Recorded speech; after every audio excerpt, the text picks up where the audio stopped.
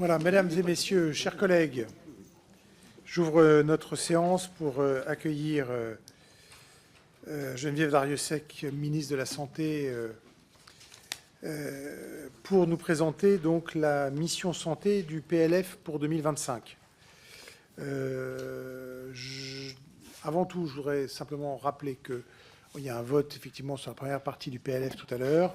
Donc on va suivre la séance et on prendra le temps nécessaire pour que, sans courir dans les couloirs, pour ne pas créer d'éventuels accidents, on ait le temps d'aller voter. Donc je préviens d'ores et déjà Madame la Ministre que j'avais déjà... Pardon ? Vous prenez soin de nous. Oui, bien sûr, toujours. Vous êtes précieux. Qu'on prenne le temps, donc on interrompra au moment, alors je ne peux pas vous dire à quelle heure, ça va dépendre des orateurs, des réponses, de la discussion générale, mais on prendra le temps d'aller voter sans évidemment prendre un délai trop long non plus. Monsieur Bazin.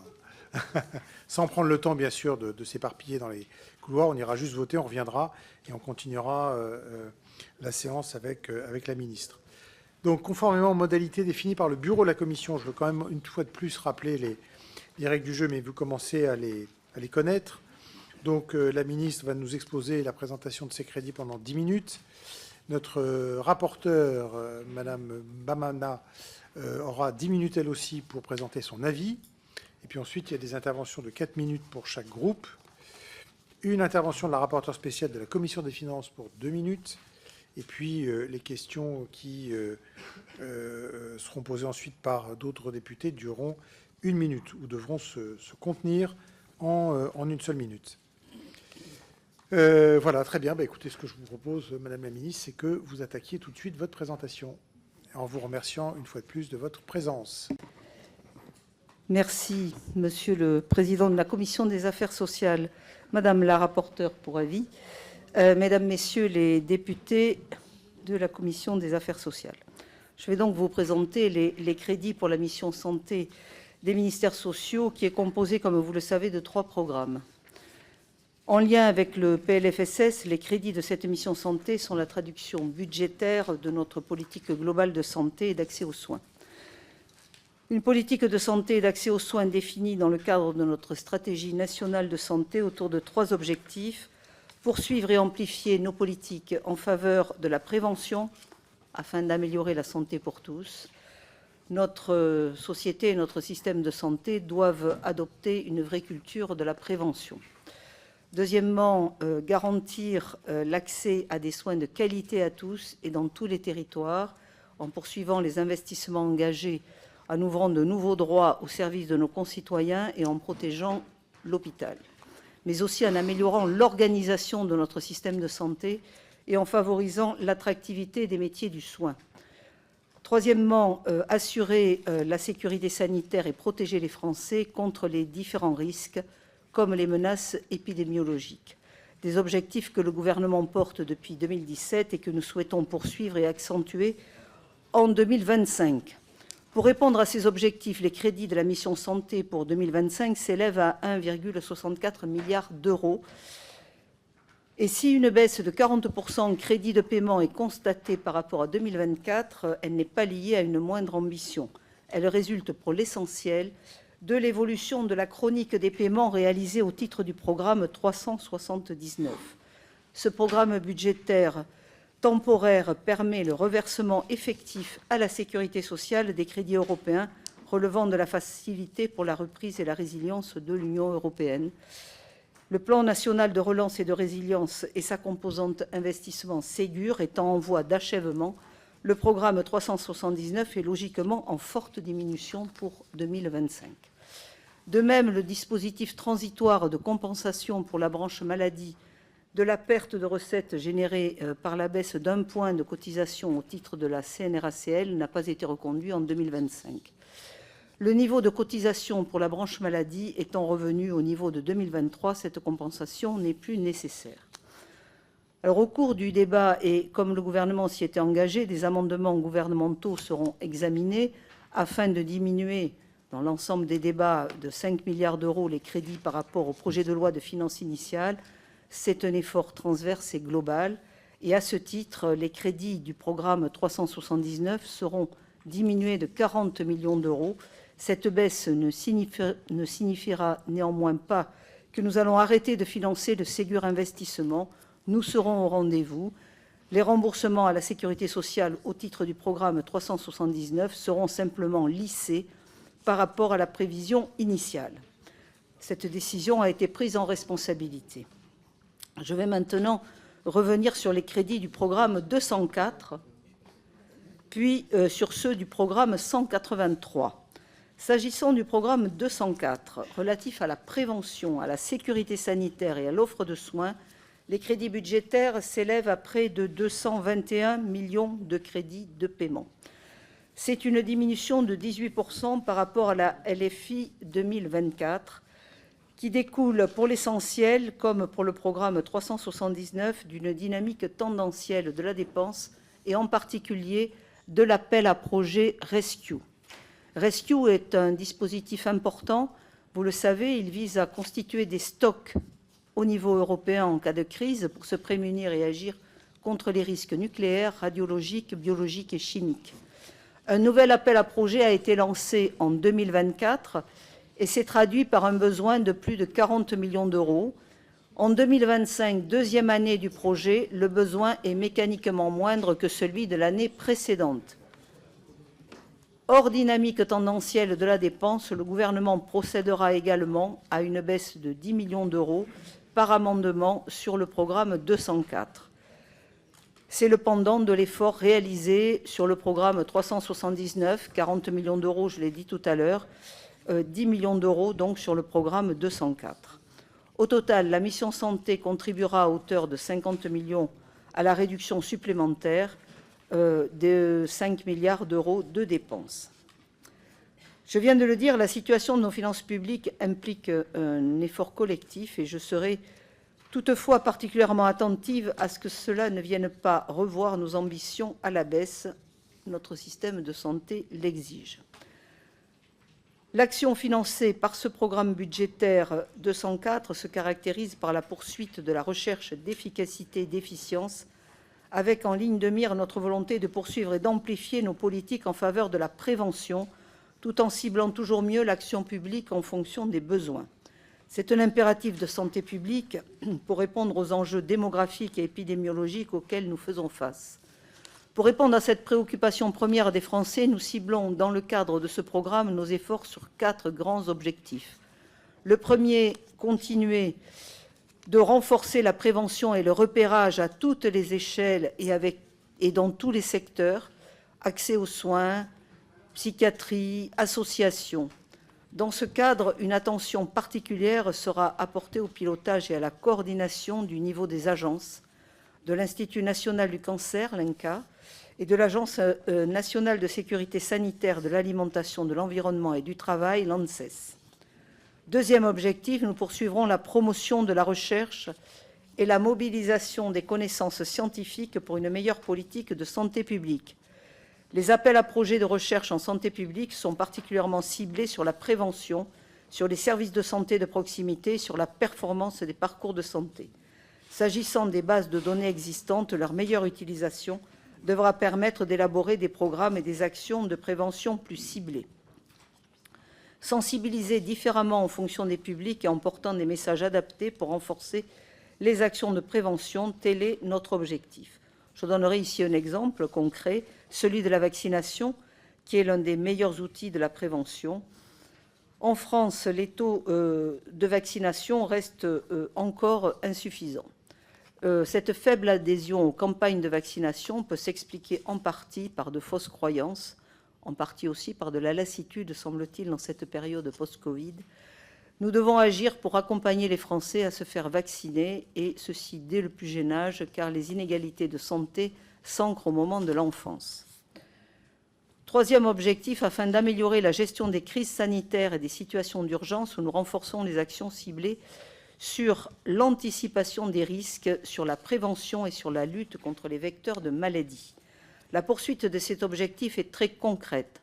Les doctrines sanitaires de préparation et d'intervention seront adaptées, la formation des agents sera renforcée, la réalisation d'exercices de crise seront priorisés. S'agissant des systèmes d'information dédiés à la veille et à la sécurité sanitaire, une attention particulière sera attachée à leur développement et à leur maintenance en conditions opérationnelles. L'expérience du Covid a montré avec acuité combien cette adaptation permanente des agents et des outils à la crise était nécessaire afin de faire face le moment venu. Quatrième et dernier objectif, nous poursuivons la démarche de territorialisation de l'organisation des soins et des parcours pour moderniser l'offre de soins. Nous continuons à soutenir la permanence de soins ambulatoires dans tous nos territoires, car c'est un enjeu majeur pour nos concitoyens, et pouvoir avoir une réponse à leurs besoins de santé en soutenant notamment les associations qui portent cette permanence de soins. Une attention particulière sera portée aux Outre-mer et en particulier à l'agence de santé de Wallis et Futuna, bénéficiaire de crédits issus du Ségur de la santé. Au total, l'action conduite dans le cadre du programme 204 doit se lire dans le prolongement et en complémentarité avec celle déclinée au sein du projet de loi de financement de la sécurité sociale. Le déploiement du service d'accès aux soins, qui couvre désormais 94% de la population, sera poursuivi afin de répondre aux besoins de soins non programmés. Le maillage des communautés professionnelles territoriales de santé, les CPTS, véritable outil d'exercice coordonné, continue de s'étendre et nous poursuivrons leur développement dans les zones non encore pourvues. J'ai eu l'occasion de marteler l'importance de la prévention dans le cadre de nos échanges sur le PLFSS. Je crois que l'on peut marteler aussi le besoin de cet accès aux soins dans tous nos territoires et notamment ceux qui sont en priorité, ceux qui sont en déprise. Les financements permis par le programme 204 participent à la poursuite de cette stratégie.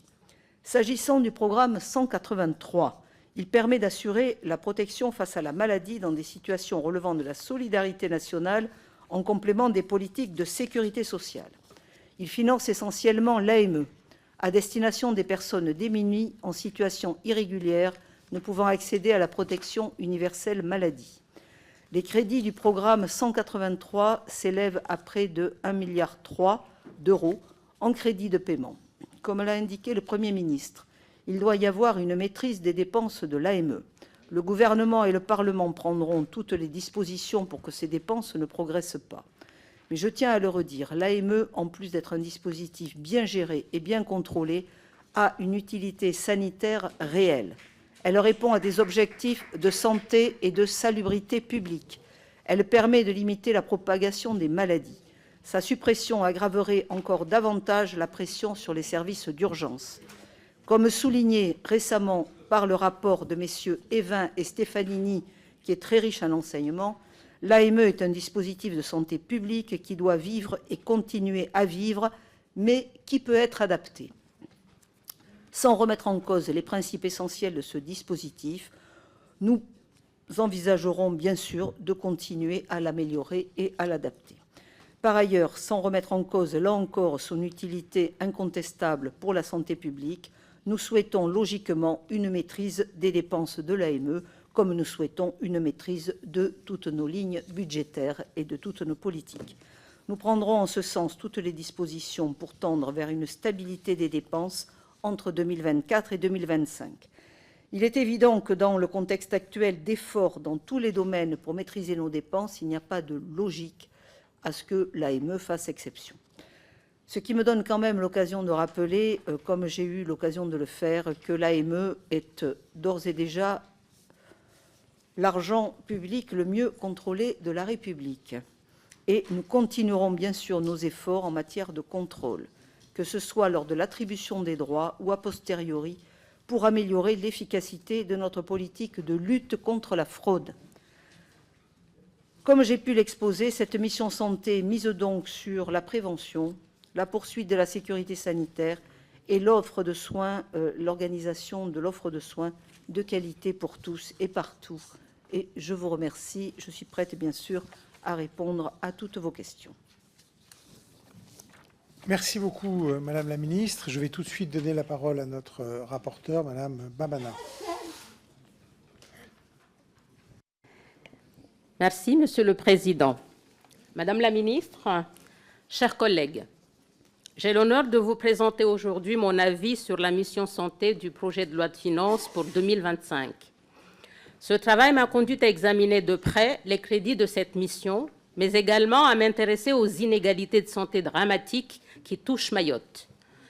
Élue de ce département, je suis particulièrement investie dans cet effort pour porter la voix des Mahorais qui subissent une crise sanitaire et sociale d'une ampleur inédite en France.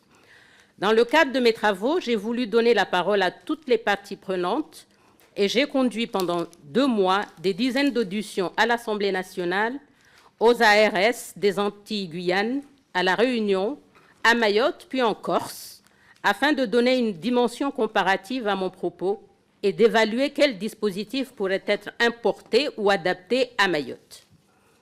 Mais revenons d'abord sur les crédits de la mission santé présentés par le gouvernement pour 2025, qui s'élèvent à 1,6 milliard d'euros. Ces crédits, qui portent sur une thématique relevant très largement du projet de loi de finances de la sécurité sociale, sont en grande partie liés à l'aide médicale d'État. Ce dispositif, destiné à financer les soins pour des personnes en situation irrégulière, rencontre la quasi-totalité des crédits du programme 183 sur la protection maladie.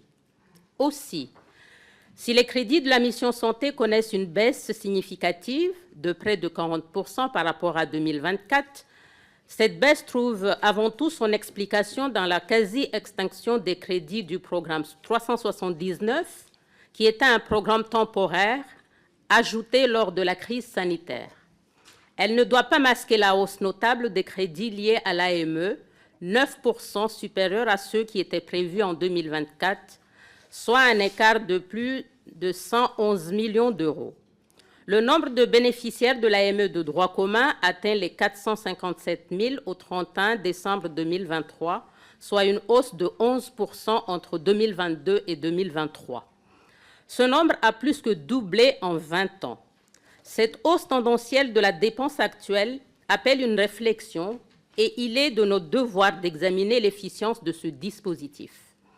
De toute évidence, il apparaît absolument indispensable de réformer l'AME, dont la vocation et la destination ont été largement dévoyées, afin de revenir à la philosophie d'origine de cette aide, qui avait pour but d'apporter uniquement des soins à caractère urgent et de lutter contre les maladies contagieuses importées de l'étranger dans un souci de protection des Français et de la santé publique nationale. L'objectif n'est certainement pas d'arrêter toute forme de soins, mais de réduire le panier des soins au strict minimum. J'en profite d'ailleurs pour poser 2 questions à Madame la Ministre. Premièrement, je voudrais vous rappeler qu'en janvier 2024, le Premier ministre, Gabriel Attal, avait annoncé une réforme de l'AME par voie réglementaire avant l'été 2024, sur la base des propositions de rapport Evin Stefanini. Aucun texte n'a toutefois été publié pour l'instant. Où en est cette réforme et en quoi constituera-t-elle? Deuxièmement, votre collègue Laurent Saint-Martin, ministre du Budget, a annoncé que les crédits consacrés à l'AME dans le cadre de ce PLF seraient finalement gelés. Nous voyons tous les dissensions entre vous, mais le gouvernement devait déposer un amendement dans le cadre de l'examen de la présente mission et nous ne voyons toujours rien.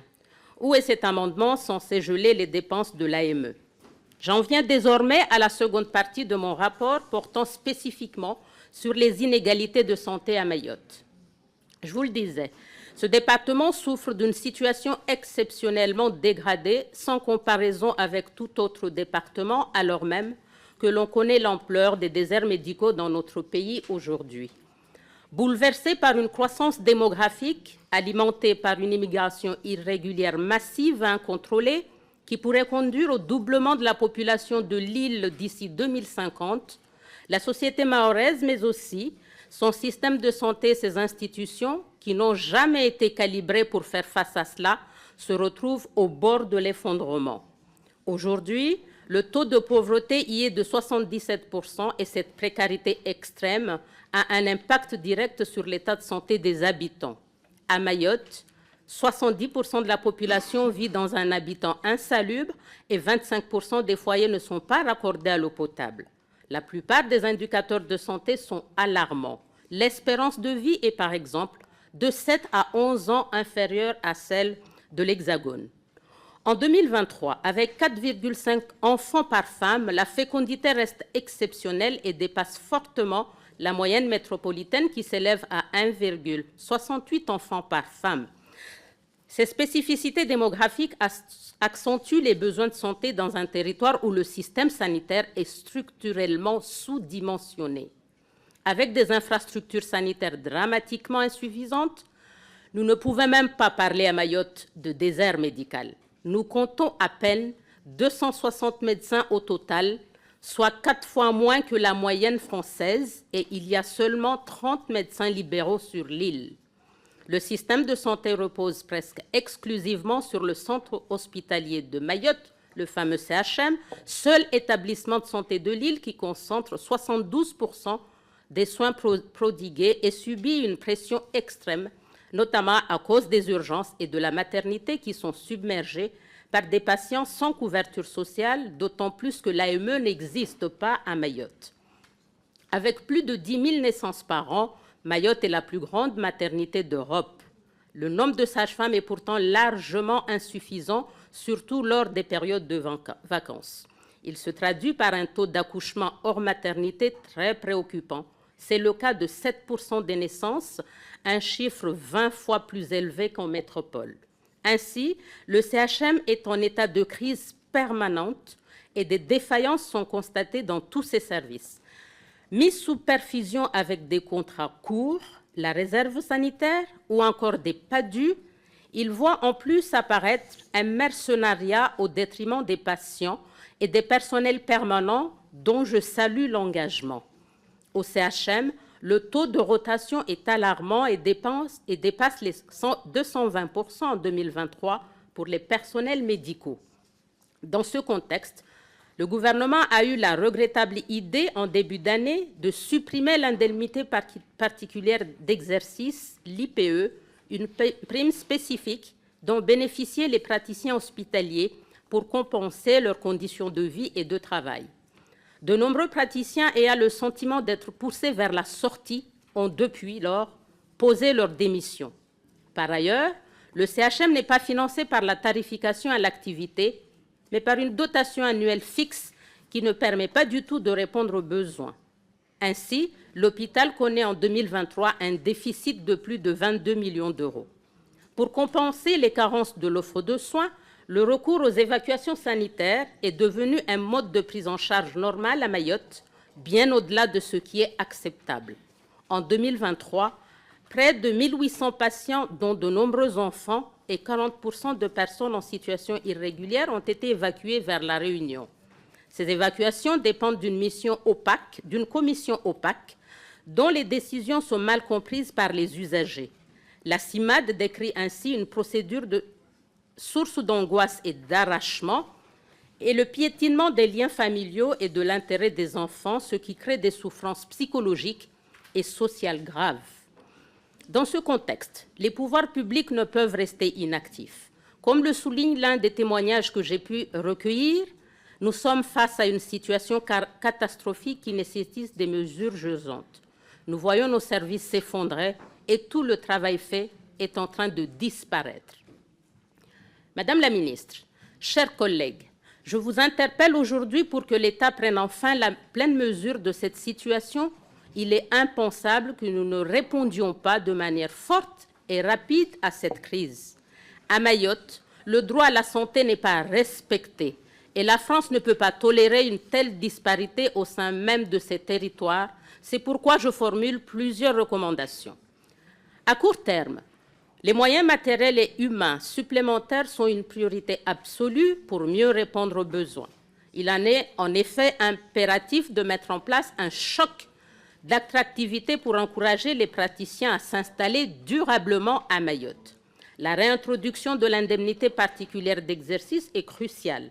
Elle doit être complétée dès demain par des mesures telles que, pour les professionnels de santé libéraux, la création d'une zone franche couvrant tout le territoire mahorais, comme ça existe dans les autres DROM, l'amélioration du parcours patient et la restructuration des EVASAN sont tout aussi indispensables pour mieux répondre aux besoins des Mahorais, rendre à ce dispositif sa vocation initiale de solution exceptionnelle en mettant en contribution la Caisse de la Sécurité sociale de Mayotte comme cela est prévu réglementairement. Si vous pouvez conclure. À moyen et long terme, j'en arrive, il s'agit, en faisant émerger un vivier de cadres locaux, de piloter la construction d'une offre de soins robuste. Cela demande d'agir sur plusieurs leviers. Il est également nécessaire de développer la filière de formation locale. Cela suppose de renforcer la formation paramédicale, mais aussi de mettre en place une première année de médecine, le fameux parcours d'accès santé.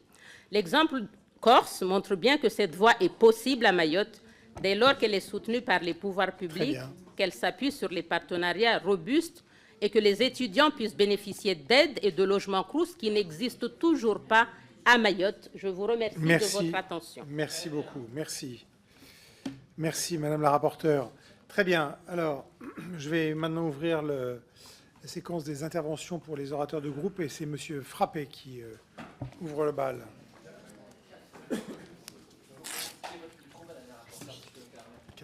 Merci, Monsieur le Président, Madame la Ministre, Madame la rapporteure, mes chers collègues. Ma question va porter sur la suppression de l'aide médicale d'État, AME. Vous l'attendiez. Cette suppression est portée par notre mouvement depuis de nombreuses années. À la suite des élections législatives de juin et juillet dernier, les Français ont fait savoir que le sujet migratoire est un sujet central pour eux. Nous nous félicitons qu'enfin un gouvernement entende cette proposition. Le rapport présenté par ma collègue Anchia Bamana met en évidence la dernière analyse de la direction de la sécurité sociale, nous permettant d'analyser clairement l'augmentation des dépenses de l'AME au cours des dernières décennies. En 2023, c'est 456 689 bénéficiaires de droit commun, représentant ainsi une augmentation de 11% en un an et un doublement depuis 2003. Nous sommes loin d'une analyse stable et d'une perspective précise. En effet, la croissance du nombre de bénéficiaires de l'AME s'accélère, tout comme les coûts associés. L'augmentation du budget alloué à ce dispositif est donc inéluctable, comme le démontre la hausse constatée en 2024, atteignant 72 millions d'euros et portant le montant total des dépenses d'AME à 1 210 millions d'euros, 1,2 milliard d'euros par an. Je tiens aussi à souligner que l'AME présente un problème de gestion quand même important. Sur 10 caisses d'assurance maladie représentent 63% de la dépense totale, dont la caisse primaire d'assurance maladie de Paris, qui à elle seule englobe 20% des dépenses. Celle de Bobigny, 10%, celle de Cayenne, 8%. Cette répartition inégale des charges pèse lourdement sur les infrastructures sanitaires de certaines zones et met en difficulté leur capacité à répondre aux besoins de la population locale. Nous devons également souligner la progression constante de la dépense moyenne par consommant. En 2023, elle a augmenté de 1% pour les produits de santé, 2,3% pour les soins de ville, 0,6% pour les prestations hospitalières. Ces chiffres témoignent d'une dérive des coûts qui semble se poursuivre si aucune correction n'est envisagée. Nous entendons les inquiétudes des professionnels de santé. Supprimer l'AME ne signifie pas négliger les questions de santé publique, bien au contraire. Nous souhaitons qu'il y ait une prise de responsabilité pour recentrer les ressources et préserver notre système de santé solidaire pour... Excusez-moi, j'ai perdu ma ligne. Pour ceux qui en ont le plus besoin, nous ne pouvons pas indéfiniment dédier plus d'1 milliard d'euros à ce dispositif. Nous devons donner la priorité à la protection sociale de nos concitoyens, d'autant plus que la pression sur nos finances publiques et les défis économiques actuels imposent de faire des choix rationnels et justes.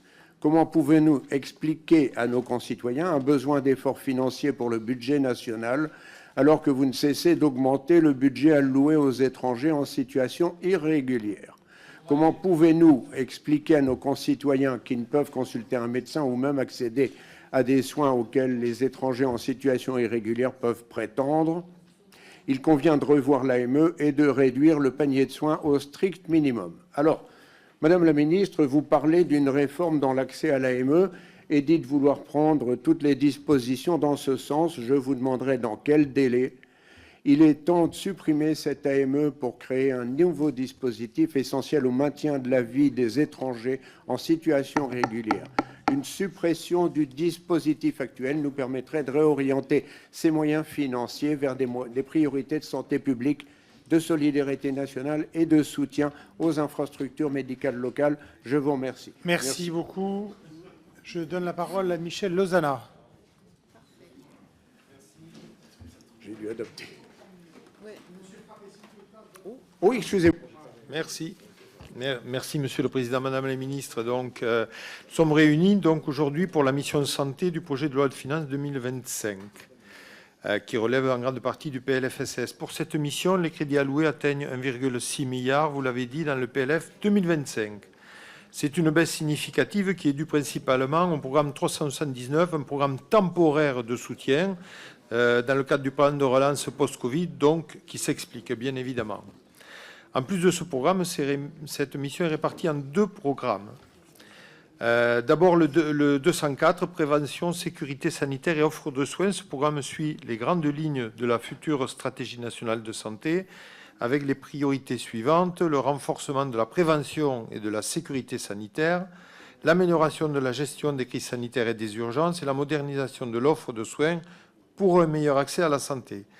Donc ces crédits connaissent une baisse et notre groupe restera donc vigilant quant au suivi des objectifs. Je pense notamment à la mise en place d'une véritable politique de prévention, vous êtes expliqué là-dessus, Madame la Ministre, partout dans le territoire français. La prévention, notamment dans la lutte contre le cancer, qui me tient particulièrement à cœur, doit être donc la feuille de route du ministère. Investir dans la prévention, c'est non seulement investir pour l'avenir, mais aussi alléger la charge qui pèse sur notre système de soins. Et j'en profite d'ailleurs, Madame la Ministre, pour saluer votre décision d'interdire les sachets de nicotine à destination des jeunes, qui pourraient devenir une porte d'entrée vers la dépendance tabagique et aux conséquences sanitaires graves. Cette annonce va d'ailleurs dans le sens de la PPL que je porte pour interdire les puffs. Ensuite, le deuxième programme, qui est le 204, protection maladie, qui inclut notamment l'aide médicale d'État. Alors, sur cette question, notre groupe est clair. Nous nous basons en particulier donc sur le rapport Stefanini-Evin, publié en 2023, qui avait été demandé par la Première ministre et qui conclut que l'AME est utile, maîtrisée pour l'essentiel, mais exposée à une augmentation récente du nombre de bénéficiaires. Donc, nous ne sommes pas du tout pour cette suppression de l'AME ou par un remplacement par une aide d'urgence, mais nous pouvons être attentifs à différentes propositions, par exemple sur le périmètre qui serait à revoir, et nous ne serons peut-être pas d'accord sur ce qui est sur ce périmètre, ce qui est absolument nécessaire, mais nous sommes ouverts à la discussion. En conséquence, notre groupe votera en faveur des crédits de la mission santé, Madame la Ministre. Permettez-moi enfin de vous poser deux questions. En particulier pour la territorialisation. Un exemple, la médecine nucléaire est en pleine mutation avec des avancées significatives dans le traitement de certains cancers. Seulement, les services de médecine nucléaire manquent de moyens, de matériel pour faire face à cette évolution. Donc, quelle action concrète le gouvernement envisage-t-il pour soutenir le développement de cette activité ? Et moi, je verrais bien une étude du gouvernement pour pouvoir nous projeter dans l'avenir et dans le développement de cette nouvelle technique de lutte contre le cancer. Et dans le cadre de la stratégie nationale de santé, la prévention reste un pilier essentiel. Quelles seront les mesures phares que vous souhaitez impulser pour renforcer la prévention, notamment en matière de dépistage précoce, de sensibilisation aux risques évitables et de réduction des inégalités de santé? Je vous remercie. Merci, Monsieur Lozana. Je donne la parole tout de suite à Madame Karen Hérodi. Merci, Monsieur le Président. Madame la ministre de la Santé et de l'Accès aux soins, je voudrais commencer mon propos en vous souhaitant bon courage. Oui, bon courage pour mettre notre système de santé en état de fonctionnement. Après cette année de Macronie, le constat est sans appel. Notre modèle de santé publique est à bout de souffle. La France a perdu plus de 43 000 lits en l'espace de 10 ans. Le nombre de médecins généralistes a baissé de 11%, avec une baisse encore plus importante dans les déserts médicaux. Plus de 31% des professionnels de santé se disent à bout de souffle.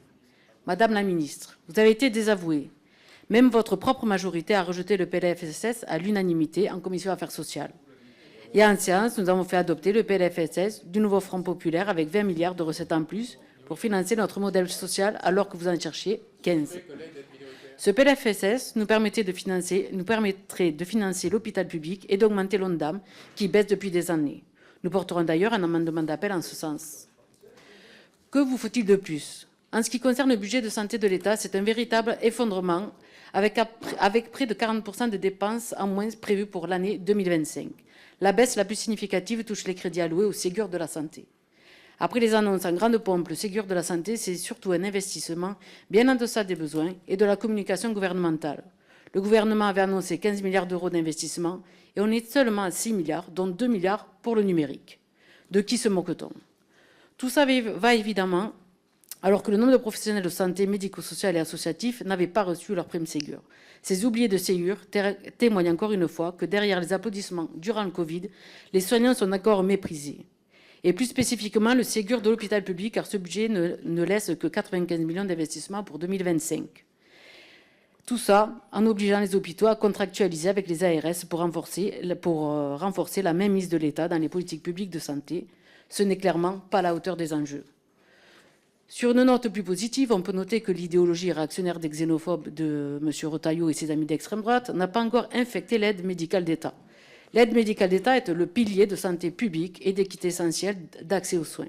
Et c'est aussi une mesure de bon sens économique. En effet, une prise en charge rapide par l'AME permet d'éviter que les maladies puissent se propager ou de récupérer des patients dans des états catastrophiques. Pour autant, les moyens alloués à l'AME sont toujours insuffisants. Certains bénéficiaires ont dû attendre plus de 9 mois, faute de soignants, pour bénéficier de certains soins. Les remettre en cause, comme le voudrait la grande coalition des xénophobes de la loi Asile et Immigration, serait donc à la fois contre-intuitif et profondément inhumain. D'autant que je vous rappelle que 49% des étrangers en situation irrégulière n'ont même pas recours à l'AME et que les fraudes à ce dispositif sont quasiment inexistantes. Le gouvernement doit cesser d'être dans la contradiction et s'engager fermement pour renforcer et préserver le dispositif de l'AME.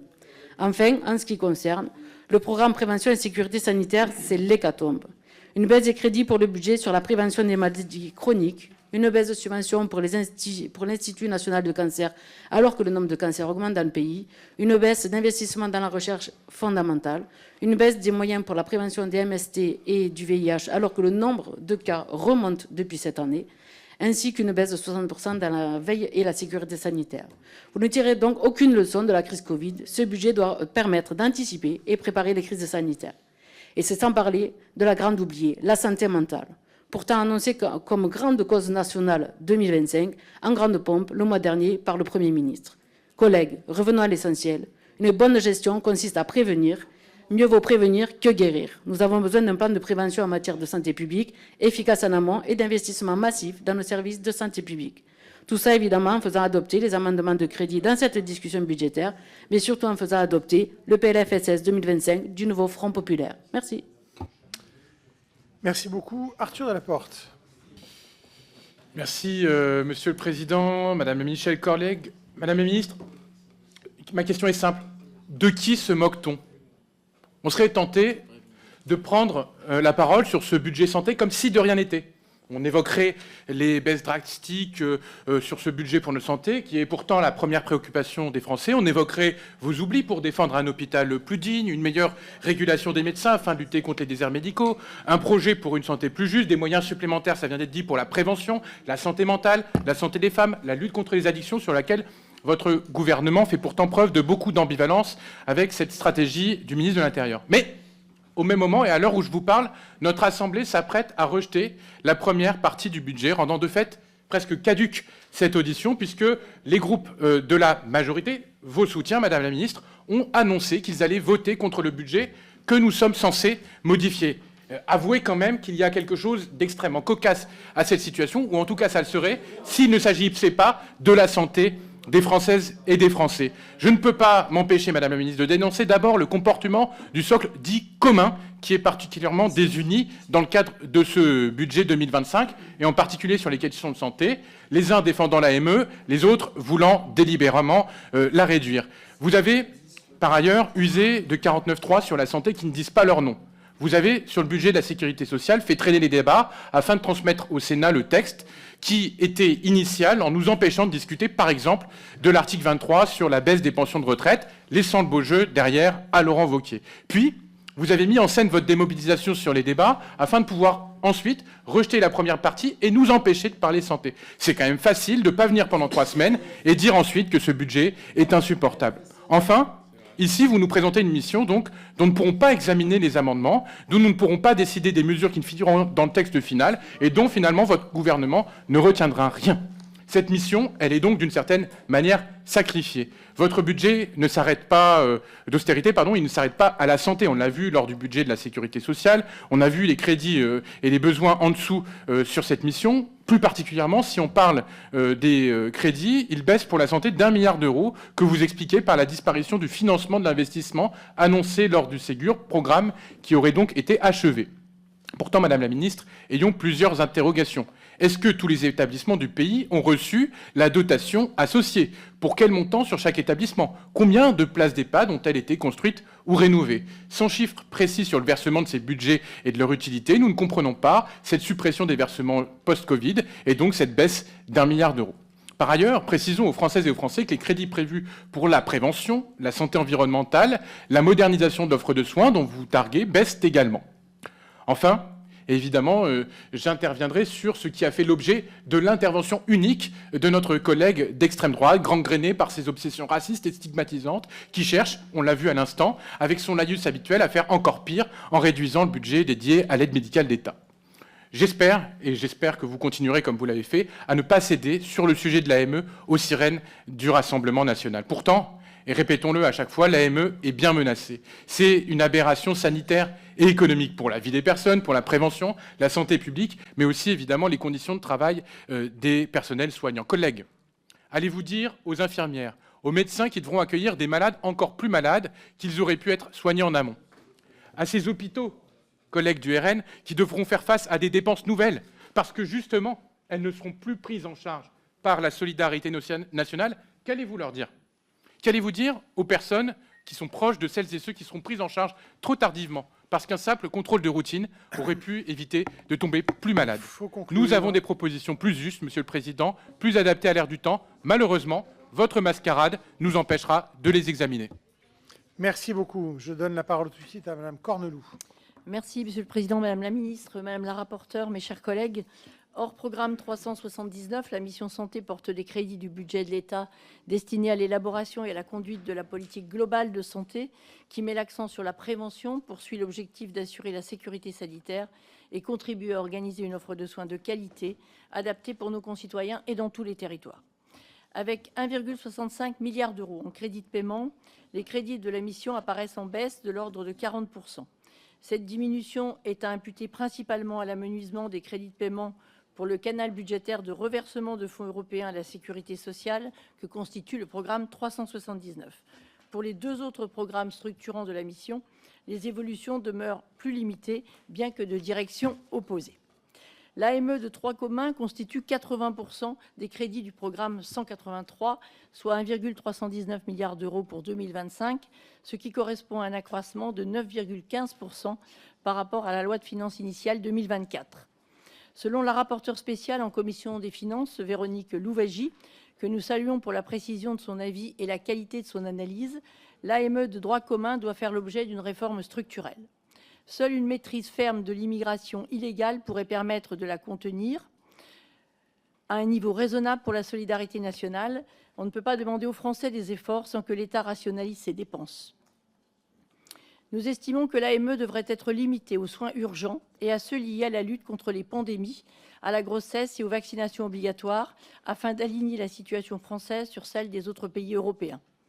Notre régime de l'AME constitue une exception en Europe, la plupart des pays voisins ne prenant en charge gratuitement pour les étrangers en situation irrégulière qu'un éventail de soins urgents liés à la maternité et aux mineurs ou une série de soins préventifs dans des programmes sanitaires publics.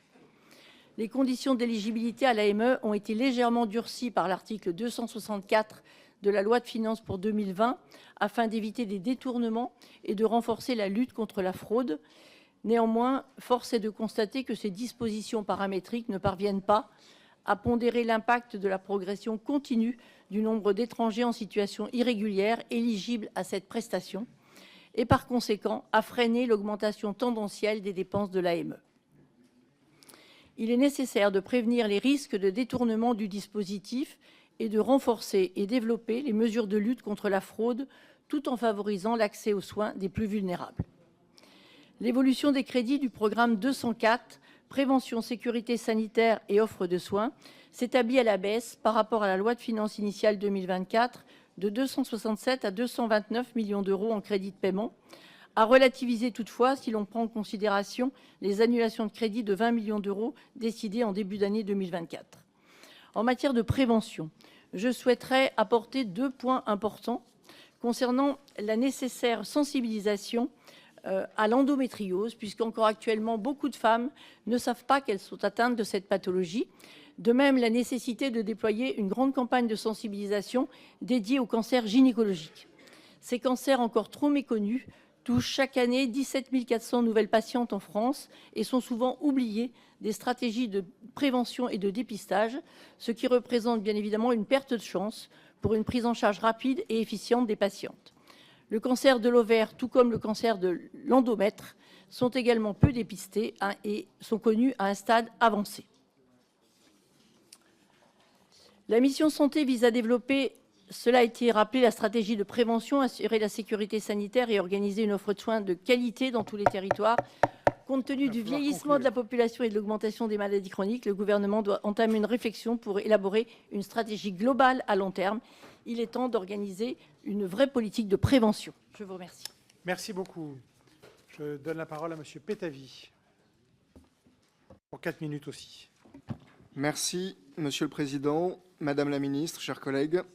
Tout d'abord, avant d'aborder le fond de ce budget, permettez-moi d'exprimer notre profond désarroi face à ce fonctionnement profondément kafkaïen des lois de financement relatives à la santé et à la prévention. Nous dénonçons l'absurdité de cette séquence budgétaire où chacun se renvoie la balle entre PLFSS et PLF volet santé pour exclure du champ de l'un ou l'autre projet de loi des sujets qui comptent. C'est ainsi qu'encore cette année, nous ne pourrons aborder la question de la santé mentale, grande cause dont nous n'en voyons toujours pas la couleur, par le déploiement de la formation au premier secours en santé mentale ou le recrutement de psychologues dans des centres médico-psychologiques pour pallier au manquement monstre du dispositif MonPsy.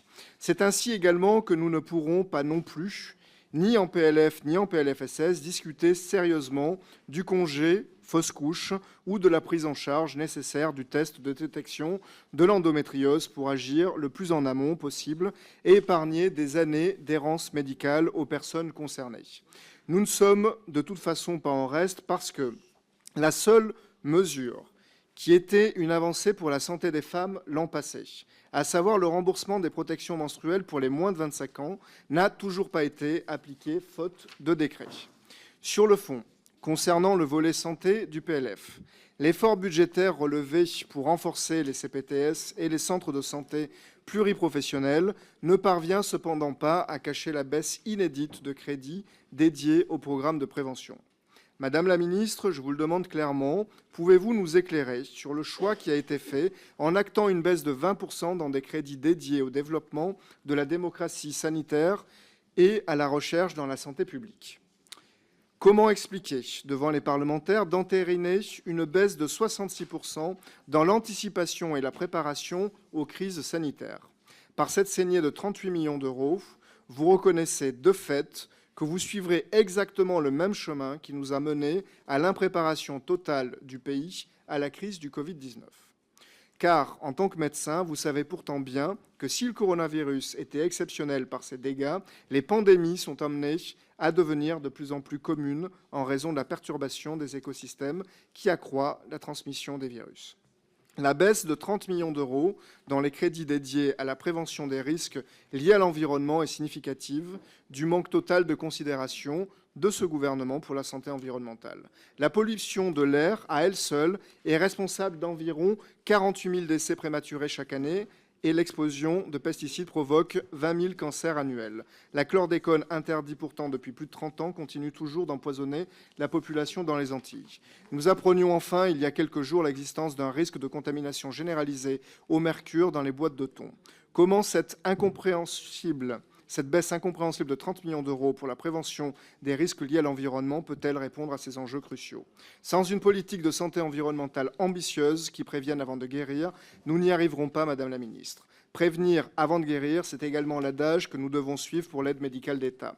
Car alors que les restrictions de l'accès aux soins pour les étrangers en Espagne ont été abrogées en raison de conséquences humaines et sanitaires catastrophiques, nous ne devons céder aux vindictes xénophobes du Rassemblement national. Quand la digue de l'humanité s'affaisse, quand les chantres de la haine, cette même haine qui a mené à l'élection de Donald Trump, appelle à la réduction, un dispositif qui ne comprend même pas en charge les frais de traitement des handicapés en situation irrégulière, nous devons résister. Le groupe écologiste et social sera donc force de proposition pour répondre financièrement aux besoins de notre pays face à un budget qui, en l'état, est incapable de protéger notre population. Merci beaucoup. Il nous reste, avant d'aller vers l'hémicycle, on a le temps d'écouter M. Isaac Sibyl. Je vous remercie, Monsieur le Président.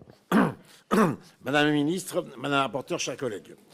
Madame la Ministre, je souhaiterais vous interroger sur notre politique de santé publique, notamment sur le programme 204, touchant la prévention et le programme sur l'AME. Vous le savez, le groupe démocrate et vous-même défendons une approche populationnelle de la santé selon des déterminants de santé avec une approche ciblée vers ceux qui en ont le plus besoin. Ces stratégies de prévention reposent sur plusieurs piliers, un portage politique fort et interministériel, un budget propre et ambitieux, des priorités et des objectifs identifiés, des effecteurs nationaux et locaux, afin de déployer ces actions. Cette action, on peut la voir, effectivement, et je ne sais pas si tous mes collègues connaissent effectivement le jaune budgétaire, qu'ensemble nous avons fait adopter effectivement il y a quelques années. Et dans ce jaune budgétaire, effectivement, il y a beaucoup de choses. On parle souvent quel est le budget de la prévention. Il y a énormément de choses. Toute la question, c'est que tout ça est très touffu et la question, c'est comment est-ce qu'on peut mieux coordonner tout ça. Quand je lis effectivement ce jaune budgétaire, je me rends compte comment est-ce qu'on joue sur la prévention. On joue grâce au FIR, à la main des ARS, avec un montant qui est quand même important dans le sens où rien que pour la prévention, c'est 571 millions. Et si on prend l'ensemble de la mission concernant la promotion de la santé, c'est 905 millions. Mais tout ça se développe aussi avec d'autres fonds gérés par l'assurance maladie, le FNPEIS, pour 470 millions, pour effectivement, toujours pareil, pour une politique de prévention. Il y a aussi des politiques, des financements via la MSA pour plusieurs dizaines de millions, et même plus dans le sens où il y a même des fonds par rapport aux addictions pour 130 millions. Il y a le fonds pour l'innovation du système de santé pour 125 millions. Et en même temps, il y a tous les fonds qui sont reliés à l'ATMP, aussi pareil, pour plusieurs centaines de millions. Ma question sera, comment est-ce qu'on peut coordonner? Quelle serait votre politique pour coordonner l'ensemble des actions? Je pense que chaque acteur est indépendant, mais par contre, travailler un petit peu dans son couloir. Comment est-ce qu'on peut le coordonner? Comment articuler le PLFSS, l'assurance maladie, avec le PLF et l'ensemble des acteurs? Je serais intéressé pour voir effectivement comment est-ce que vous pouvez coordonner tout ça, en sachant qu'il y a bien évidemment un rôle interministériel, vu qu'on voit effectivement que l'ensemble de ces budgets dépendent de différents ministères. Ma deuxième question portera sur l'AME. Vous savez que notre groupe, le groupe démocrate, est attaché à ce programme de l'AME. Ce programme prend en charge les frais de santé des personnes démunies en situation irrégulière ne pouvant accéder à la protection universelle maladie. Mais cependant, nous pouvons l'améliorer. Actuellement, dans le cadre de la migration légale, l'Office français d'immigration, l'OFII, impose une visite médicale obligatoire aux primo-arrivants. Ce contrôle permet un examen clinique général et une vérification des vaccinations dans un objectif de prévention et de dépistage. Pourquoi ne pas proposer un dispositif similaire pour les étrangers en situation irrégulière lors de leur demande d'asile? L'individu, effectivement, passerait cette visite. Alors, faut-il qu'elle soit à la charge de l'assurance maladie, à la charge d'un autre financement? À vous de le voir, mais pour moi, c'est quand même très important que lorsqu'on demande effectivement l'état de santé pour une migration légale, pourquoi est-ce qu'on ne demande pas pour une migration illégale? Ça permettrait de mieux connaître effectivement l'état de santé de ces populations. À l'issue de cette consultation, donc un certificat médical serait remis que ce migrant pourrait effectivement remettre effectivement dans son dossier. Madame la ministre, seriez-vous prête à soutenir une telle mesure de santé publique? Je vous remercie. Très bien, merci beaucoup. On suspend la séance pour aller voter. Madame la ministre, je suis désolé, on vous quitte, mais on reviendra tout à l'heure. Votez bien, quoi.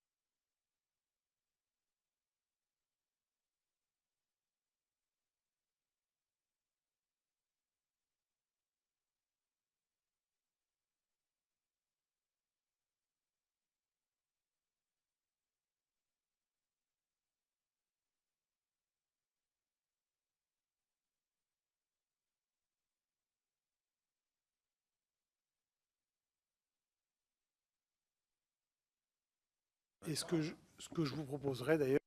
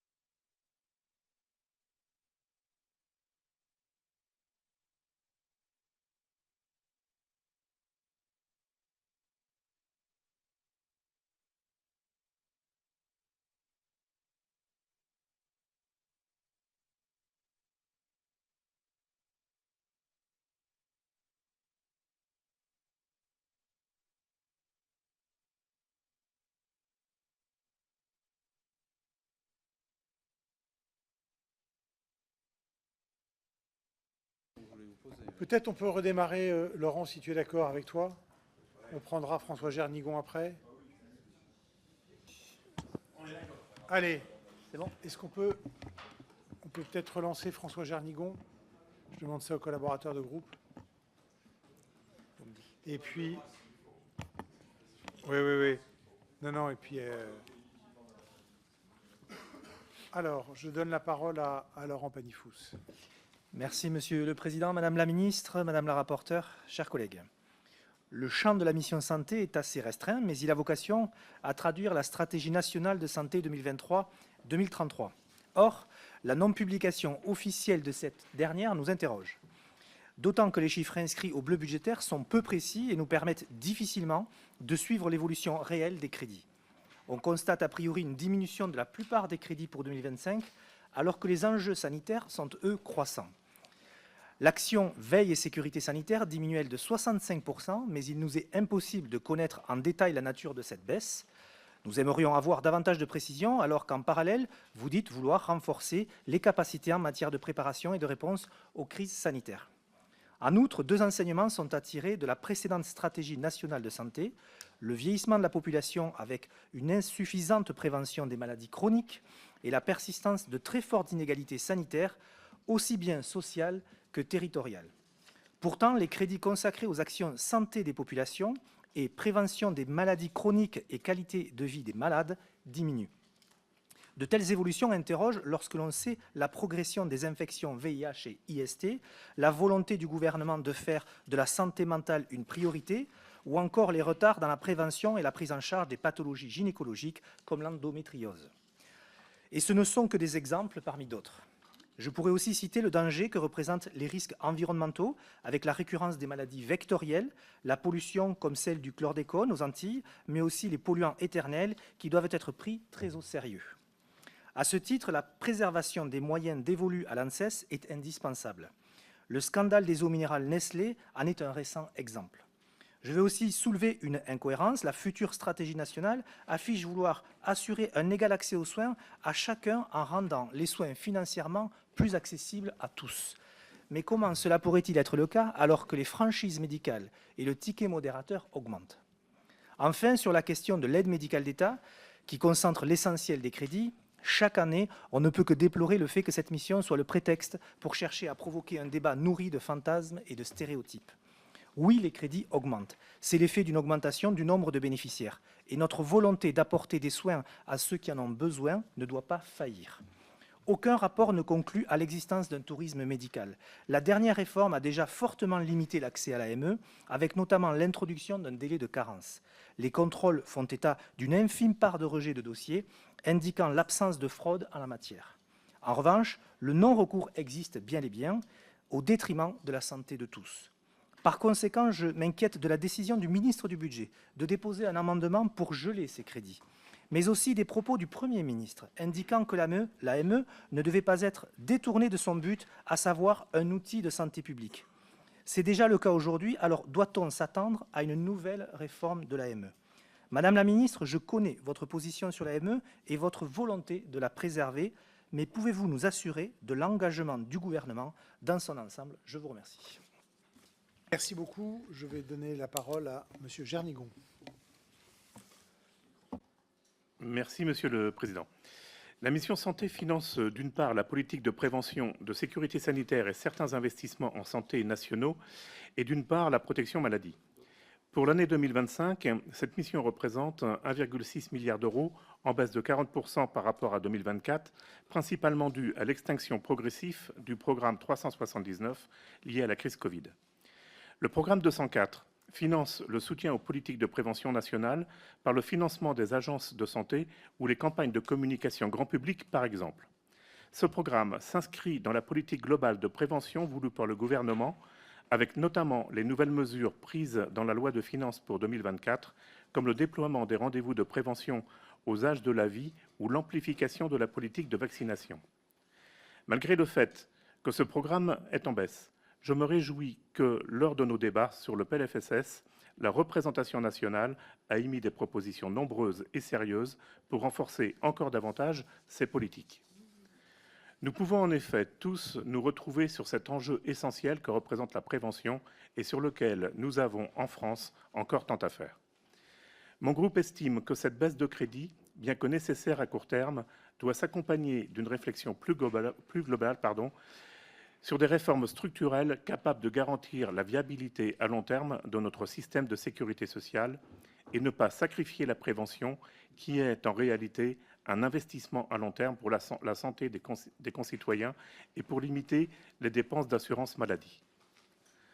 D'autre part, le dispositif de l'aide médicale d'État, destiné à prendre en charge les soins de santé des étrangers en situation régulière, vise à garantir un accès aux soins essentiels pour cette population dans le respect des engagements humanitaires de la France. L'AME couvre non seulement les soins d'urgence, mais également les consultations, traitements de maladies chroniques et, dans certains cas, des interventions médicales spécialisées pour les bénéficiaires. Elle inclut également des volets de prévention, ce qui la distingue d'une simple aide d'urgence. Cette couverture doit poursuivre un objectif essentiel de salubrité publique, puisqu'elle a pour but d'éviter que des pathologies transmissibles ne se propagent par manque de prise en charge. Ma question, Madame la Ministre, sera donc simple et s'articule en deux volets. D'abord, nous aimerions savoir à quoi correspondait l'augmentation prévue de 8% des crédits alloués à l'AME. Si cela correspondait à des droits constants à une augmentation du nombre de bénéficiaires, comment son annulation annoncée par le ministre du Budget sera effectivement mise en œuvre. Par ailleurs, de nombreux débats ont récemment porté sur une possible réforme de l'AME pour recentrer ce dispositif sur les soins d'urgence ou même le supprimer purement et simplement. Votre gouvernement envisage-t-il une réforme qui saurait préserver l'impératif de salubrité publique en assurant notamment que les risques sanitaires liés à une réduction de la prise en charge soient correctement évalués et prévenus? Un éclairage de votre part sur la compatibilité entre une éventuelle refonte de l'AME et la préservation de cet impératif de santé publique serait particulièrement précieux pour guider notre réflexion. Je vous remercie. Merci beaucoup. Dernier orateur inscrit, Yannick Monet. Merci, Monsieur le Président, Madame la Ministre, Madame la rapporteure. Alors, je suis un peu surpris de la poursuite des travaux. Je ne comprends pas bien l'utilité, mais écoutez, on va se prêter au jeu. J'ai quelques doutes sur l'utilité. D'abord, l'audition a démarré. Je pense que par respect, d'abord pour ceux qui n'ont pas envie de parler, mais si vous voulez, vous arrêtez de parler. Non, Monsieur le député, il n'y a aucun problème. On passe aux réponses tout de suite. J'ai toujours quelque chose à dire, mais j'aime bien faire des choses qui me paraissent utiles. Par respect Voilà. d'abord d'une audition qui a démarré. Et puis je D'accord. vous annonce Non, que par respect aussi de la convocation qu'on a ce soir, et parce que le budget ne s'arrête pas, le budget part au Sénat, mais il reviendra devant notre Assemblée, il y a une CMP, on aura une présentation ce soir. Si j'ai l'engagement que ce qu'on va être dit va être pris en compte, ça me va. Ah, ça, après, c'est pas... Moi, je dis pas que ce sera respecté, Manu, mais au moins que ce soit entendu et pris en compte. Voilà. Donc bon, écoutez. Donc je vous rends le temps de parole. Mais si vous voulez le donner à la collectivité générale, il n'y a pas de problème. Donc, écoutez, en tout cas, moi je me félicite j'ai deux félicitations à faire. Tout d'abord qu'un certain nombre d'amendements aient été adoptés au fond en commission des finances. Ça va vous surprendre, mais une dotation de 100 millions pour l'EFS, le financement de la compensation de l'inflation pour les EHPAD de 650 millions, la prise en charge spécifique des femmes victimes de violences pour 20 millions, ou encore une dotation supplémentaire de 20 millions d'euros pour assurer un égal accès. Mais C'est ce qui avait été adopté en commission, ça vient d'être rejeté. Pourquoi je m'en félicite? Mais en tout cas, ces amendements montrent que manifestement, il y a de gros besoins qui ne sont pas couverts par cette mission budgétaire. Parce que c'est adopté en commission finances. La deuxième chose, c'est que je me félicite qu'il y ait un maintien de l'AME et j'espère qu'il sera maintenu jusqu'à la fin de ces discussions budgétaires. Je voudrais juste rappeler quand même, moi j'écoute des choses assez surprenantes, l'AME n'est pas un sujet migratoire, c'est un sujet de santé publique.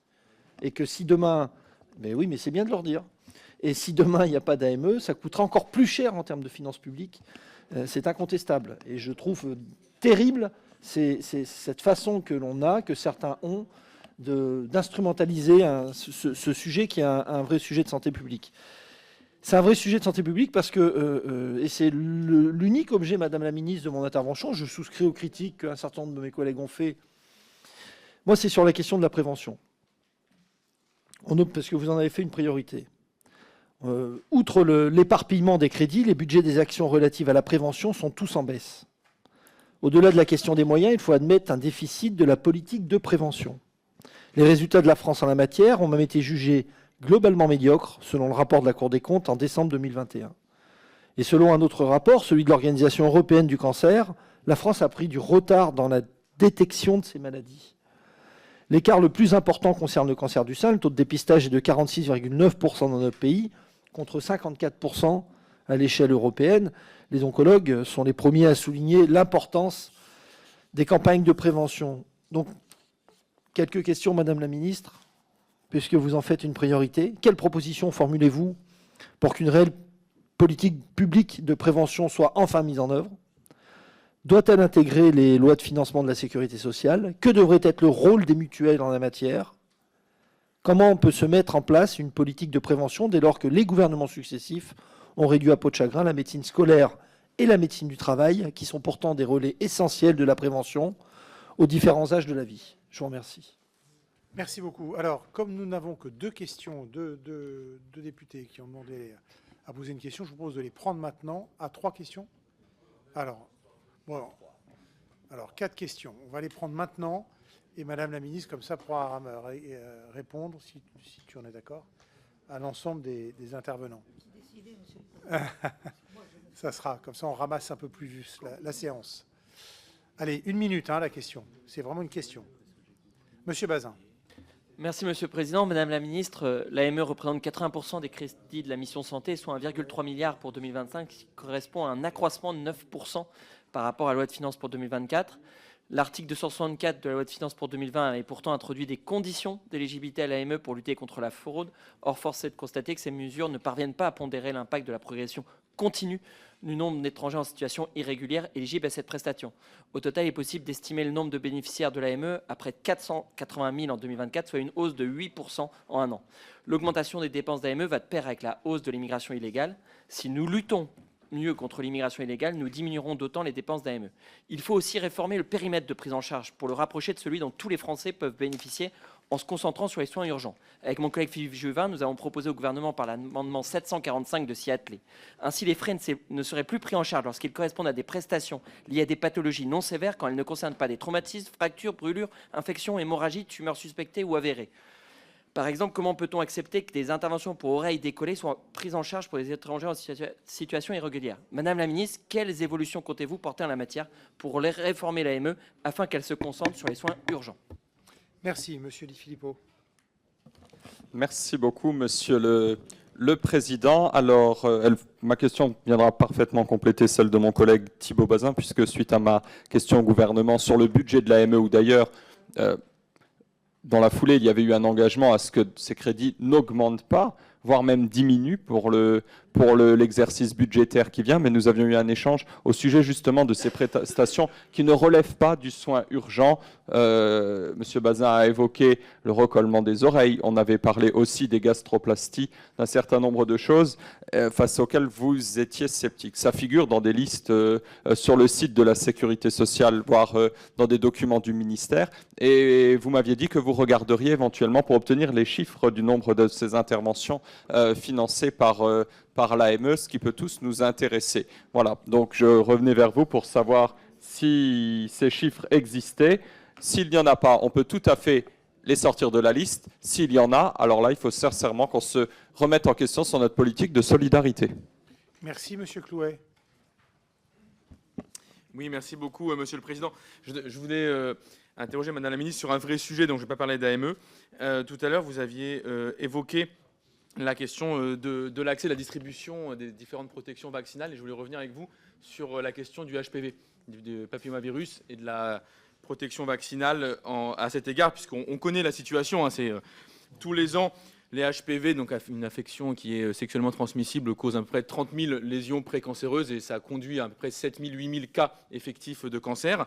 On a eu un large vote à l'Assemblée nationale pour développer des équipes mobiles au niveau des collèges qui vaccinent gratuitement pour que la vaccination touche aussi les deux sexes. Mais on a encore quelques obstacles sur lesquels j'aurais bien aimé vous entendre, parce que tout à l'heure, vous avez évoqué le sujet des croyances personnelles des gens qui s'inscriraient en rupture par rapport aux pratiques vaccinales. Il me semble qu'il y a d'autres sujets, notamment les infirmières scolaires. Il y en a une pour 1600 élèves. Je pense qu'elles n'ont pas les moyens ni de faire de la prévention et encore moins évidemment de vacciner aujourd'hui.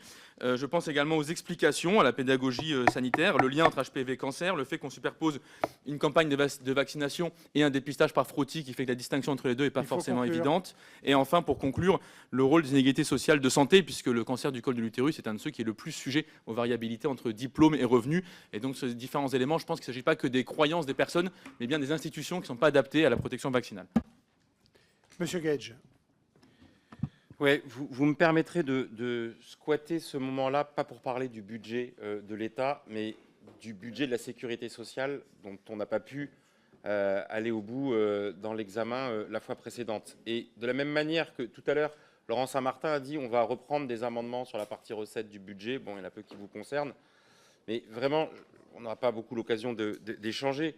Il y a eu 213 amendements qui ont été adoptés dans le PLFSS, Madame la Ministre, dont une partie qui touche des questions auxquelles vous étiez sensible, sur notamment les mesures de prévention.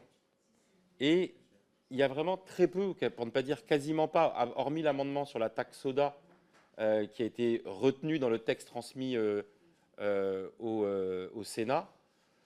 Et donc j'ai du mal à comprendre, alors que vous aviez manifesté beaucoup d'enthousiasme sur certaines dispositions. Celle-là en fait partie, vous aviez demandé une deuxième délibération. Mais sur d'autres, je pense au Nutri-Score, je pense au sucre ajouté, on ne retrouve pas ça dans le texte transmis au Sénat, et c'est dommage. Voilà. Bon, merci. Madame la ministre, je vous laisse la parole pour répondre à l'ensemble des orateurs, dans l'ordre que vous voulez, bien sûr. Je vous laisse la parole. Merci, Monsieur le Président. Bon, comme il y a beaucoup de... En fait, il y a trois grands thèmes dans toutes vos questions. Il y a la prévention, il y a bien sûr l'AME, et ensuite les moyens d'investissement, et puis après quelques petites questions particulières. Je voudrais d'abord répondre à Madame la rapporteure à propos de Mayotte. Nous savons bien sûr, Madame la rapporteure, que la situation est très difficile à Mayotte. Je cherche d'ailleurs mon petit papier que je ne retrouve pas, si je l'ai là. La situation est très difficile à Mayotte, qui manque beaucoup de médecins, surtout de fidélisation, et que bien sûr tout repose sur un établissement hospitalier, et que toute la volonté d'organisation de maisons médicales ou de centres médicaux est difficile, et que les personnes ne s'y rendent pas forcément facilement. Bon, ce que je peux vous dire aujourd'hui, c'est que l'indemnité particulière d'exercice dont vous m'avez parlé, j'ai signé une lettre de couverture pour autoriser son renouvellement. Donc cette lettre, elle est signée. Donc cette indemnité, cette IPE peut être remise, bien sûr, dans les circuits.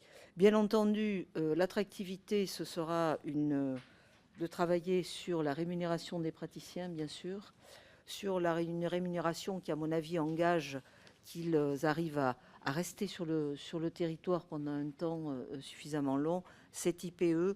Et bien sûr, il faut que nous travaillions sur, vous l'avez dit, la formation des professionnels de santé dans le département. Je pense que c'est très important. Et bien sûr, il y a le sujet des PADU en Outre-mer. comme en métropole, où leur exercice doit être peut-être encore plus facilité parce qu'il y a des besoins. Nous en avons beaucoup besoin ici dans l'Hexagone, mais vous en avez aussi besoin à Mayotte. Et je crois qu'il y a 80 des postes qui ont été ouverts par les ARS concernés, et ça a permis l'ouverture de nombreux postes à Mayotte, de PADU, bien sûr. Donc, voilà, c'est avec tous ces moyens et bien sûr la réserve. Je sais que ce n'est pas satisfaisant, mais c'est de la solidarité nationale néanmoins. Et je pense que cette solidarité, elle doit continuer à s'affirmer le temps que nous trouvions des moyens d'avoir une situation plus pérenne pour les professionnels de santé dans ce département. Vous avez ensuite parlé tous de prévention. Prévention, et de ce budget 204, cette ligne 204. Bien sûr que ce qui est difficile avec ces budgets dans le PLF, c'est qu'ils s'imbriquent complètement aussi avec le PLFSS. Ces sujets de prévention sont essentiels. Que finance ce budget 204 ? Il finance essentiellement déjà des grandes agences comme l'INCa et l'ANSES, qui ont leur programme, et dans ces budgets-là, pour 2025, il n'y a pas de diminution pour ces deux organismes de budget, qui restent au même niveau que 2024. Ça finance ensuite le soutien à de très nombreuses associations qui travaillent dans toutes que ce soit la lutte contre les addictions, contre le tabac, contre l'alcool. Enfin, c'est tout un tissu associatif qui porte des politiques préventives. Là, l'enveloppe n'a pas été touchée non plus. Elle est maintenue. Voilà. Et ça, je pense que c'est quelque chose d'important. La diminution de ce budget, essentiellement, vient de ce fameux Rescue 2, qui est en fait la prise en charge sur les crédits nationaux de ce dispositif. Ce dispositif qui permet d'avoir des réserves, je vais dire, des stocks nécessaires en cas de crise sanitaire, et nous avons connu une crise sanitaire récente. Et nous prenons en charge une partie, bien sûr, de ces équipements, même là. Et ensuite, il y aura d'ailleurs, pour certaines sommes, un remboursement de l'Union européenne qui participe au financement de tout cela. Donc, si vous voulez, c'est surtout ce programme-là qui fait la différence, puisque en 2024, il y a eu une somme importante, une somme beaucoup moins importante cette année, mais qui correspond aux besoins, qui n'a pas été... voilà. Donc, c'est une première explication. La deuxième... ce que je veux signaler quand même, que Wallis et Futuna, les crédits sont en hausse de 4 millions d'euros en fonctionnement et 4 millions d'euros en investissement. Je pense que c'est quelque chose qui est important aussi, puisque vous savez que l'agence de santé de Wallis et Futuna est financée sur ces budgets. Et donc, nous n'avons pas de perte de financement sur les acteurs majeurs qui portent la prévention. À la question... faut-il améliorer la visibilité et les politiques de prévention ? Je réponds oui.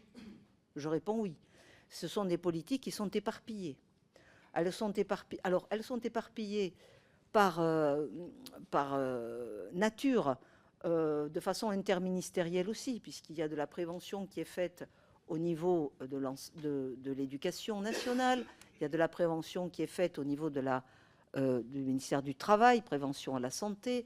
Il peut y avoir de la prévention dans tous les domaines, de la prévention qui est portée avec des fonds, par exemple au niveau du ministère de l'Environnement, au niveau du ministère de l'Agriculture. Donc, si vous voulez, il y a beaucoup de canaux dans ces politiques de prévention. Il y en a bien sûr majoritairement qui sont portés dans ce budget de 104, mais également de la prévention qui est portée dans le PLFSS et portée par la Caisse nationale d'assurance maladie, de la prévention qui est portée par les mutuelles, de la prévention qui est portée et financée par des tissus associatifs qui ne rentrent pas dans ces canaux-là.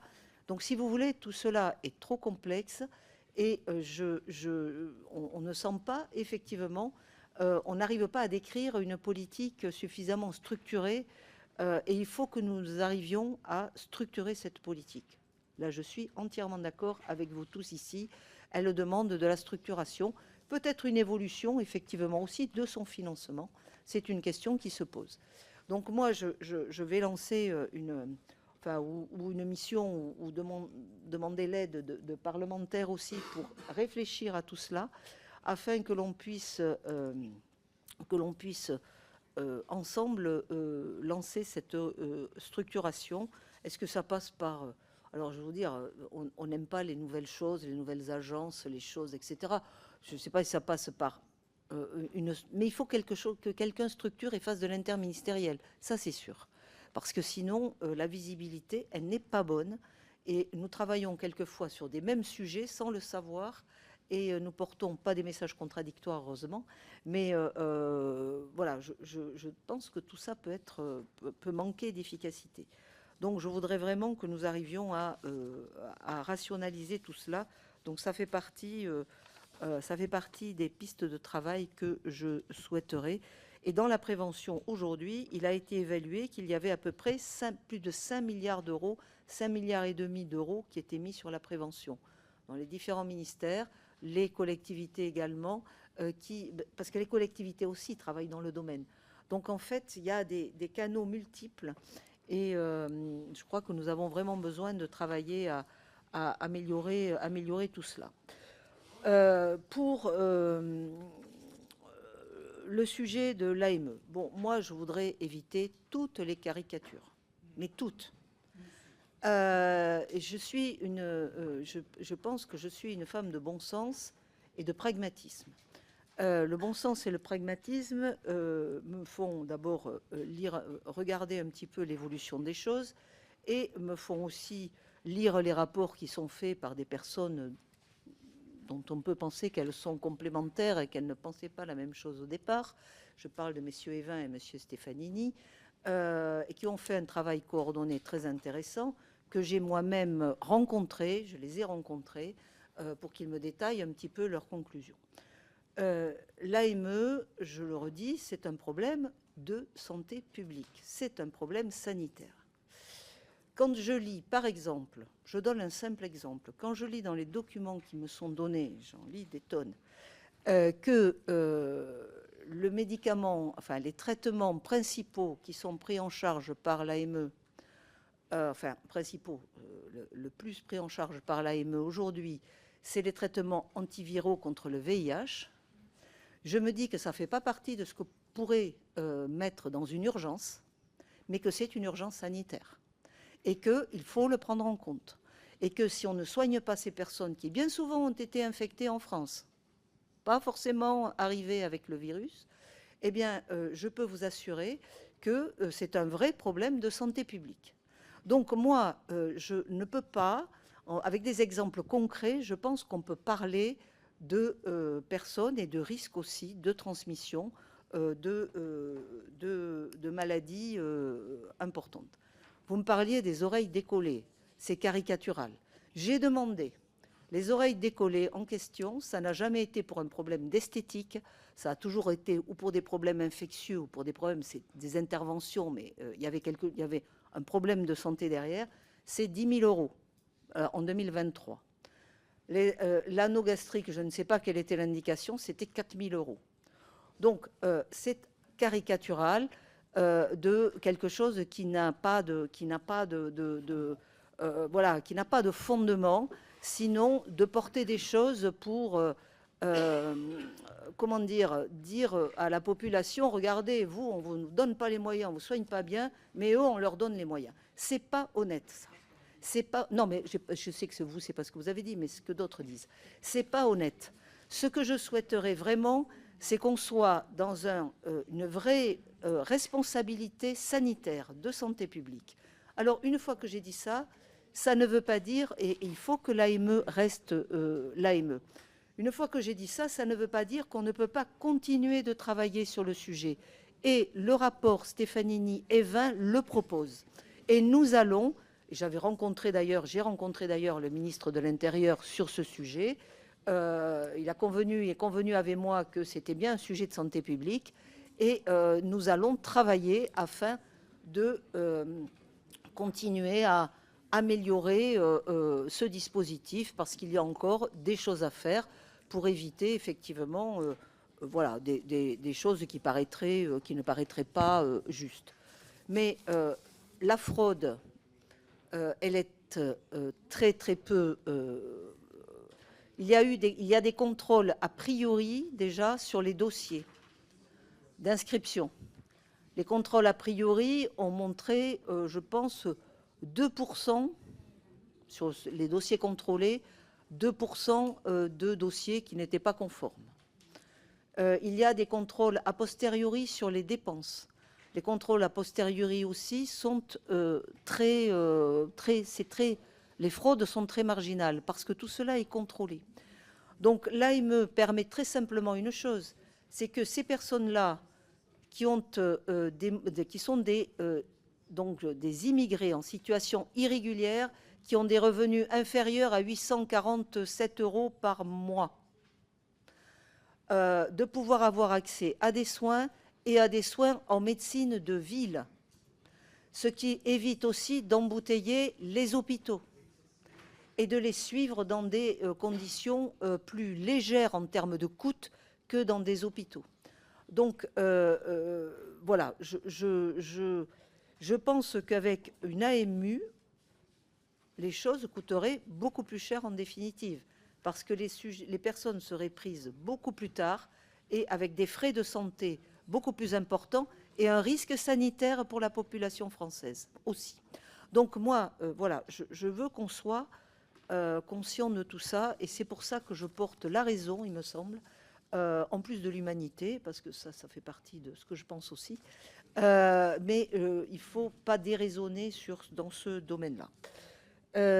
Ensuite, il m'a été posé des questions sur la territorialisation de la médecine nucléaire. Alors ça, Monsieur Lozana, oui, effectivement, bon, notre objectif, c'est d'assurer la qualité et la sécurité du parcours des patients. Les professionnels doivent être en nombre suffisant et formés. Donc, le nombre de médecins nucléaires a quand même augmenté de 32% entre 2012 et 2023. Remarquez, s'ils n'étaient pas assez nombreux, 32% de pas nombreux, peut-être que vous jugez que c'est pas assez, mais je crois qu'il faut qu'on continue nos efforts. Et bien sûr, la réflexion doit s'ouvrir sur la pratique avancée pour les manipulateurs radio aussi, hein, parce que là aussi, nous pouvons avoir des besoins et les rémunérations seront revalorisées par les mesures Ségur ainsi qu'aux services de médecine nucléaire des établissements. Et merci pour l'engagement, pour avoir signalé l'engagement à l'interdiction des puffs et des pushs, puisque nous sommes dans, là aussi, de la prévention qui nous demande d'interdire, qui nous amène à interdire des choses. Je regarde un petit peu recettes, voter ouais, lutte contre la fraude, j'en ai parlé. L'endométriose, bien sûr que ça fait partie de la prévention. Moi, je souhaite faire un vrai, comment dire, je ne vais pas dire package, mais j'aime pas ce mot, mais un vrai sujet sur la santé des femmes, en commençant par les plus jeunes, les adolescentes. Ensuite, bon, il y a tous les risques, VIH, etc., santé sexuelle, qui sont absolument essentiels. En continuant avec la périnatalité, on a vraiment un sujet, notamment de prise en charge des mères qui viennent d'accoucher en termes de santé mentale également. Également en prenant en compte l'endométriose, on en parlait, et sa détection, et on a notamment un nouveau test salivaire qui est actuellement, dont on a donné une autorisation voilà, à l'HAS a donné une validation pour que ce test soit mis en œuvre et étudié et à disposition. Pardon. Oui, il est très cher, mais écoutez, je pense que là aussi, s'il y a une utilisation, les prix baisseront. Et ensuite, bien entendu, alors il y a d'autres sujets. On m'a parlé, on m'a parlé, je sais, ovaire polykystique. Enfin, il y a beaucoup de sujets. La ménopause, pour lequel j'ai demandé à Stéphanie Rist, j'ai confié une mission à Stéphanie Rist. Donc, on a vraiment beaucoup de sujets autour de la santé sexuelle des femmes et de la santé des femmes. Et vous m'avez parlé des protections périodiques. Oui, c'est financé, mais pas dans le PLF. C'est financé dans le PLFSS, puisqu'il y a une ligne pour cela. Et donc, vous avez, oui, je suis à la recherche de tous les décrets et voilà, ils vont arriver. Donc tout cela est fait. Il y a la ligne de financement, mais ça c'est dans l'ONDAM. Donc voilà ce que je pouvais vous dire. Coordination, crédit, prévention, délai de carence.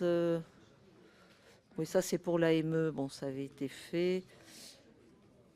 Oui, alors si, il y a une question à laquelle je n'ai pas répondu. Dans ce budget, effectivement, il y a une augmentation de 8% ou 9% de l'AME qui a été mise en œuvre. Ce budget a été réalisé et écrit, si j'ai bien compris, ces lignes-là en tout cas, à partir des bleus qui avaient été envoyés dans les ministères avant la dissolution, en fait. Ça correspond effectivement à une estimation de l'augmentation des besoins. Moi, je reste persuadée. Est-ce qu'on peut écouter la ministre? Je reste persuadée que si nous sommes dans, d'abord, bien entendu, la lutte contre la fraude, qui est absolument essentielle, et des soins qui ne seraient pas adaptés. Deuxièmement, dans le travail que nous allons mener sur la possibilité de faire évoluer l'AME dans les droits qui sont décrits ou dans les possibilités qui sont décrites, je pense que nous devons pouvoir tenir le budget de l'année N-1, enfin de cette année 2024 qui sera reproduit en 2025.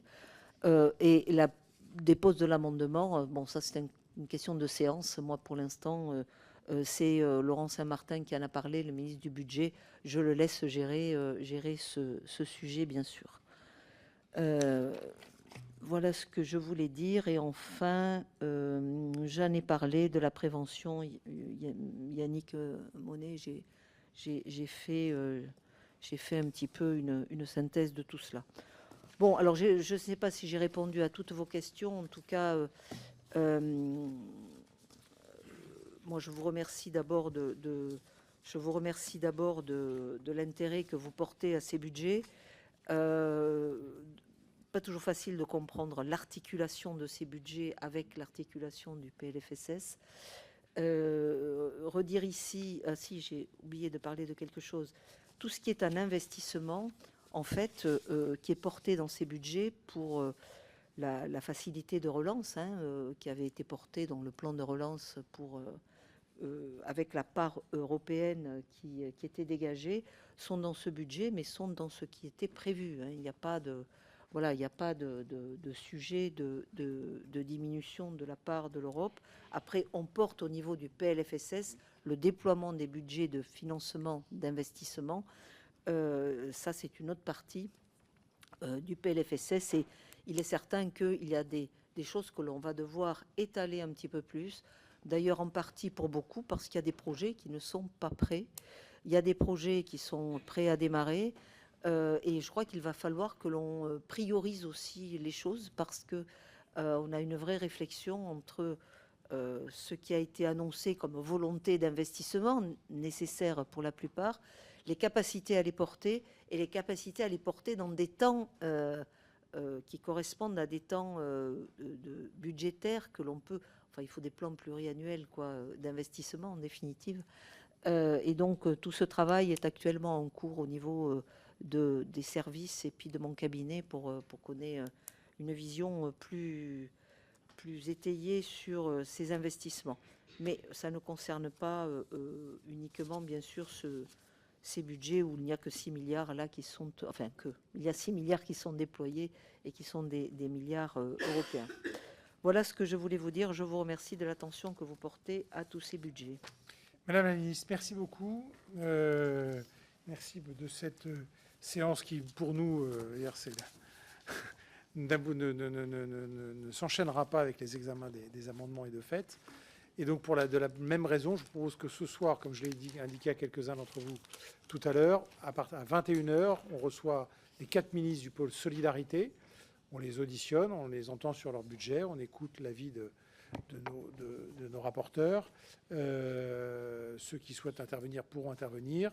Le budget ne s'arrête pas à son examen à l'Assemblée, il part au Sénat, il reviendra à l'Assemblée. Donc c'est bien que notre commission ait malgré tout une information sur l'ensemble des budgets. Et puis parallélisme des formes, on a reçu la ministre du Travail et de l'Emploi, on a reçu aujourd'hui et on reçoit aujourd'hui la ministre de la Santé, on reçoit tout à l'heure les ministres du pôle Solidarité. Voilà, comme ça, on aura été au bout au moins de la...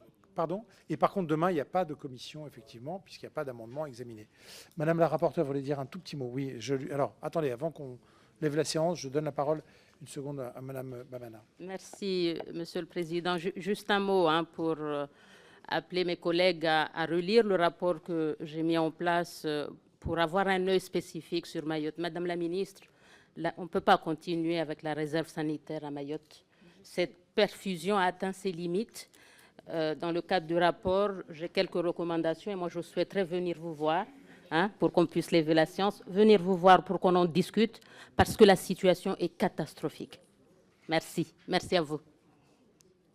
Je suis à votre disposition, Madame la députée. Je suis à la disposition de chacun d'entre vous, de la commission, pour tout sujet qui vous paraîtrait important, pour vous rencontrer. Je suis à votre disposition. Je suis à la disposition de tous les élus de Mayotte qui voudraient, bien sûr, venir me parler de ce sujet. Et si vous avez des pistes d'amélioration, écoutez, je prends. Merci, on se retrouve à 21h.